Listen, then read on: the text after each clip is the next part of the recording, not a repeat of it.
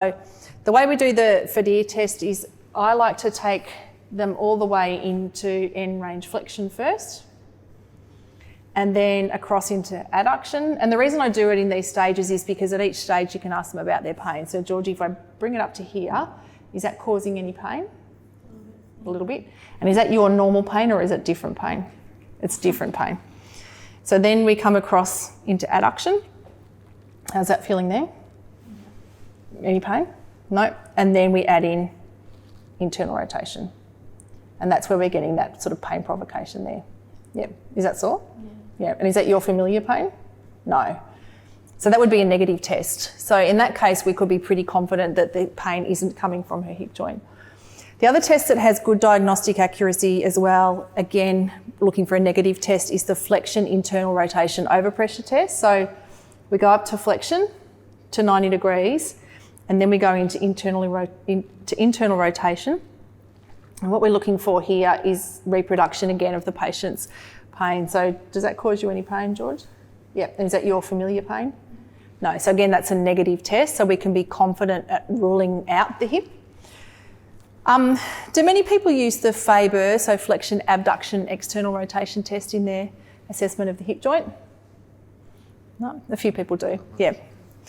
So with that one, that's a test where we come into flexion and then we drop out into abduction and external rotation. And sometimes you see it done with the foot actually resting up on top, like this. So this test actually has a really poor specificity and sensitivity. So it's not really of any benefit at all when you're diagnosing someone's hip pain. Is everybody familiar with the Ligamentum Teres test? Anyone heard of that or familiar with that test? So this is a test that actually has quite high sensitivity and specificity. So a negative test means you can rule out Ligamentum Teres, and a positive test means you can probably rule it in. So the purpose of the Ligamentum Teres test is to have the joint in a loose pack position so it's not impinging on any of the rim of the socket as you do the test. So what you do is you go up into full range flexion and then you come back halfway. So for most people that's going to be around about 60 degrees. From there you drop into full range abduction and then you come back halfway. So Georgie, I want you to let your leg go floppy. That's it. And so what you do is you just roll in this position here and it should feel really floppy in a nice loose pack position. So then what we're looking for is pain. So George, I'm going to turn your foot inwards. Does that cause any pain? So we're looking for familiar pain. So that's a negative test. And then in that same loose pack position, come around into internal rotation. Any pain there?